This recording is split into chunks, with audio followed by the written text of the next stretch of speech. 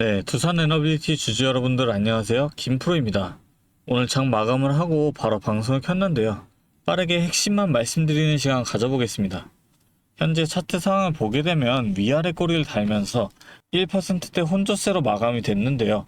그런데 여기서 여러분들이 가장 궁금해하실 건 앞으로 이 두산 에너빌리티가 어떻게 될 건지, 지금 어떻게 대응을 해야 하는 건지 이게 제일 궁금하실 겁니다. 그래서 먼저 수급을 한번 살펴보게 되면 오늘 코스피 전체에서 외인이랑 기관이 3조 6천억 원을 팔아냈습니다.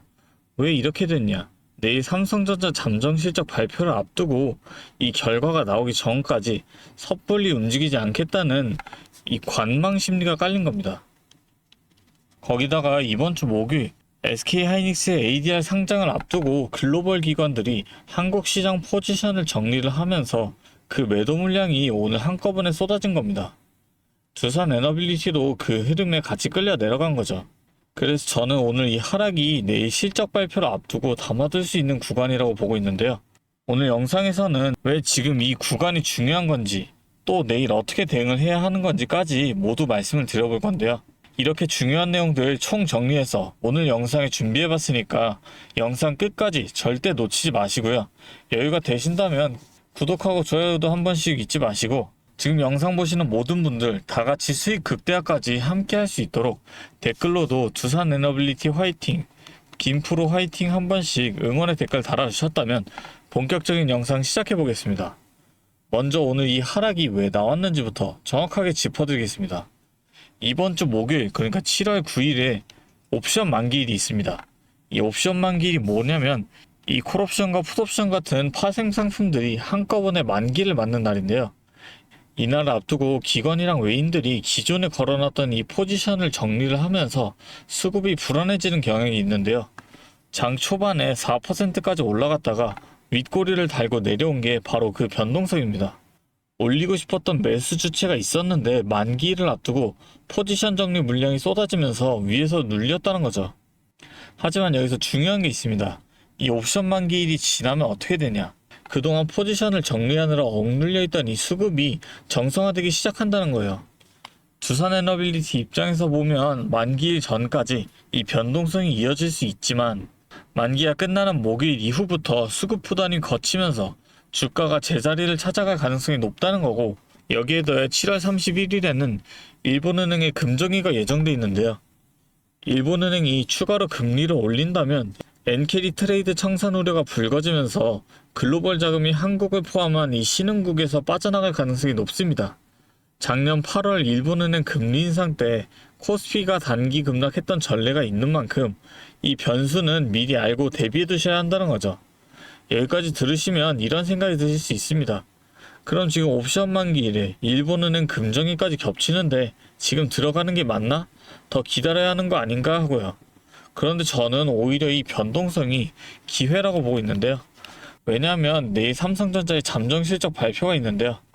영업이익 컨센서스가 90조 원대인데 성과급 충당금 19조 원이라는 일회성 비용을 제외하면 100조 원 돌파가 가능했던 수준입니다. 이 실적이 확인되는 순간 지난주 내내 이 시장을 짓눌렀던 반도체 고점론, AI 투자 과잉 우려가 한 번에 해소가 되면서 그동안 같이 눌려있던 종목들의 수급이 살아나는 흐름이 나올 수 있습니다. 두산 에너빌리티가 왜 여기서 수혜를 받느냐? 지금 외인이란 기관이 관망을 하면서 자금을 빼고 있던 이유가 내일 실적 발표 전에 섣불리 움직이지 않겠다는 거거든요. 하지만 이 실적이 좋게 나온다면 그 관망했던 자금이 한꺼번에 움직이기 시작한다는 거죠. 그럼 그 자금들이 어디로 가겠습니까? 반도체뿐만 아니라 그동안 같이 눌러있던 우리 두산 에너빌리티 같은 종목들로 쏠릴 수 반도체뿐만 아니라 그동안 같이 눌려있던 이 두산 에너빌리티 같은 종목들로도 쏠릴 가능성이 있다는 거거든요. 거기다가 이 미국 10년물 국채금리가 안정화되고 있다는 것도 보셔야 하는데요. 지난주 비농업 고용 지표가 예측치의 절반 수준으로 나오면서 금리 인상 명분이 크게 약해졌는데, 전문가들은 이 미국 10년물 금리가 4.8%를 넘으면 주식시장 밸류에이션에 본격적인 스트레스가 온다고 보는데요. 지금은 그 임계점 아래에서 안정화되고 있는 흐름이란 거죠. 금리가 안정화가 되고 달러 강세가 진정이 된다면 외국인 자금이 다시 한국으로 들어오는 환경이 만들어지고, 그렇다면 그 자금이 어디로 가겠습니까? 그동안 많이 눌렸던 종목들로 쏠릴 가능성이 있다는 거죠. 정리하자면 옵션 만기일 변동성은 이번 주 목요일까지고, 만기가 끝나면 수급 부담이 거치게 되고 내일 삼성전자의 잠정 실적이 시장 전체 심리를 바꿀 트리거가 될 수 있고, 미국 금리 안정화로 외국인 자금 유입 환경이 만들어질 수 있다는 거죠. 미국 금리 안정화로 외국인 자금 유입 환경이 만들어지고 있다는 거죠. 이런 이유로 저는 이 하락 구간이 삼성전자 잠정 실적 발표를 앞두고 분할로 담아둬야 하는 자리라고 보고 있습니다. 물론 아무 데서나 따라붙는 건 리스크가 크기 때문에 그건 제가 절대 권장을 드리지 않습니다. 오늘 말씀드린 근거들을 보시면서 정확한 판단으로 이 분할로 들어가셔야 한다는 거죠. 하지만 솔직히 본업도 있으시고 혼자서 타이밍 잡기 어렵다는 거 잘 알고 있습니다. 그래서 도와드린다는 거고요. 제가 상단에 번호를 하나 잠깐 띄울게요. 위에 번호 보이시죠? 010-3436-7531. 이 번호로 두산이라고 두 글자 간단하게 적어서 보내주신다면 빠르게 실시간 대응까지 도와드릴 수가 있고, 오늘 말씀드린 비중이 어느 정도 들어가 계신 분들께는 추가 매수, 아직 관망하고 계신 분들께는 이 신규 매수 타이밍까지 모두 공유를 해드리겠다는 거죠. 정확히 삼성전자 잠정 실적 발표 결과가 어떻게 나오는지, 이번 주 옵션 만기일 전후로 수급비 어떻게 바뀌는지 이 상황에 맞춰서 대응 전략을 바로 공유해드리겠습니다.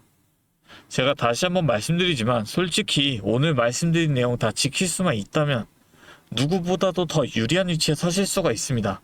이 매수 타이밍을 전부 말씀을 드렸기 때문에 대응만 잘한다면 누구나 이 기회를 놓치지 않을 수 있다는 거죠. 그런데 여러분들께서 생각과는 반대로 진행을 할 수밖에 없는 이유가 뭐였어요? 결국 이 본업이 있으시니까. 이 본업 때문에 매수 타이밍 자체를 생각을 하지 못하니까 혼자서는 한계가 있다는 겁니다. 그래서 꼭 필요한 게 옆에서 도움을 줄 수 있는 이 방향을 잡아줄 누군가가 필요하다는 거고, 지금부터라도 저와 함께 대응을 시작한다면 최소한 손실은 줄이고 이 기회를 놓치지 않고 대응을 하실 수 있다는 거죠. 그게 저 김프로란 거고, 여러분들이 주식 처음 시작하셨을 때 어떤 마음이셨습니까? 월급만으로는 한계가 있다. 이거 제대로만 하면 진짜 바뀔 수 있겠다 싶어서 공부도 하시면서 뉴스 찾아보시고 나름 준비했다고 생각을 했는데, 막상 시작해보니까 생각대로 안 되시고 그만둘까 싶다가도 처음에 가졌던 그 마음이 자꾸 걸려서 쉽게 놓지를 못하겠는 거잖아요. 그게 지금 이 영상 보고 계신 이유 아니겠습니까?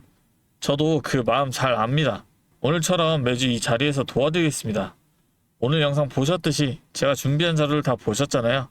이렇게 저는 정말 자신이 있다는 거고, 그만큼 끝까지 보신 분들은 남들보다 한 발 앞서 있다고 저는 말씀드릴 수 있습니다. 마지막으로 지금까지 영상 시청해주신 분들을 위해서 특별한 이 선물도 하나 준비했으니까 지금까지 영상 보신 주주님들만큼은 꼭 놓치지 마시고 함께 챙겨가셨으면 좋겠습니다.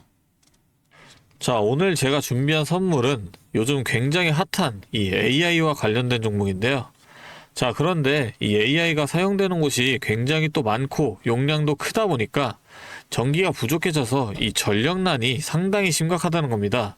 이게 어느 정도냐면 이 데이터 센터가 쓰는 전기량이 우리나라 전체 사용량의 2배가 넘는다는 거죠. 그래서 이 데이터 센터 기업들이 가장 먼저 해결해야 하는 숙제가 바로 이 전력난을 해결하는 겁니다. 자, 그런데 이 전력난을 해결하려고 발전소를 더 지으려면 이 10년이 넘는 시간이 걸리는데, 당장 내일 전기가 모자란데 10년은 너무 길죠. 그래서 오늘 가져온 게 가상발전소인데요. 이 가상발전소는 정부와 기업도 큰 관심을 보이는 핵심 사업이라는 겁니다. 그러면 이 가상발전소는 뭘까요? 실제로 발전소를 짓는 게 아니라 여기저기 흩어져 있는 전기들을 네트워크로 묶어서 하나의 발전소처럼 통합 관리하는 시스템인데요. 예를 들어서 전기차 배터리에 남은 전기를 전력망에 다시 팔아서 수익을 낼 수도 있는 겁니다. 이런 식으로 전국의 남은 전기들을 AI가 모아서 마치 하나의 거대한 발전소처럼 운영하는 거죠. 사실 지금까지는 전기를 절약해야 한다 이렇게만 생각했잖아요. 그런데 이 조건 자체를 바꿔버린다는 겁니다. 이 발전소를 무작정 지을 수 없다면 있는 전기를 얼마나 효율적으로 쪼개서 쓸 수 있느냐가 핵심이 된 거예요. 이게 바로 이 가상발전소가 앞으로의 시장을 지배할 수밖에 없는 이유가 되는 겁니다. 이미 테슬라에서는 일본에서 가상발전소 사업을 전국으로 확대했고요. 우리나라 정부도 제주도에서 이미 시범 사업을 운영하는 중이죠. 결국에는 이 가상발전소, 즉 VPP 사업이 미래의 핵심 사업으로 자리 잡을 수밖에 없는데요. 제가 이 중에서도 무려 5년 전부터 이 가상발전소를 준비해온 특정 종목 한 가지를 가지고 왔습니다. 이 기업은 다른 경쟁사들이 이제 막 가상발전소 사업에 뛰어들 때 이미 5년 전부터 대기업들과 인프라 구축을 마쳤고, 범용성 또한 한 가지에 묶여 있는 게 아니라 아파트, 상가, 공장, 그리고 전기차 충전소까지 서로 다른 에너지를 컨트롤하는 독보적인 통합제어 기술을 이미 갖추고 있다는 겁니다. 다시 말해서 에너지 효율을 뽑아내는 기술력이 시장 평균보다 이미 30% 이상 앞서고 있다는 평가를 받고 있어요. 그렇다면 올해 2026년 분산에너지 특화 사업이 본격화되면 어떻게 될까요? 이 기업의 소프트웨어가 전국에 깔리게 되는 압도적인 점유율을 예상해 볼 수 있겠죠. 그렇다면 우리는 남들보다 한 발 앞서서 이 수익의 길목을 지키고 있어야 큰 수익을 가져간다는 겁니다. 자, 제가 지금 정말 공들여서 분석한 이 종목 정말 궁금하시죠? 지금 화면에 보이시는 이 번호 010-3436-7531로 선물이라고 두 글자 적어서 문자 보내주시면 제가 확인하는 대로 분석한 리포트와 함께 종목명까지 바로 공유해드리도록 하겠습니다. 제가 드리는 이 선물로 우리 구독자분들이 조금 더 여유있고 성공적인 투자 이어나가셨으면 좋겠고요. 지금까지 긴 영상 시청해주셔서 감사합니다. 김프로였습니다.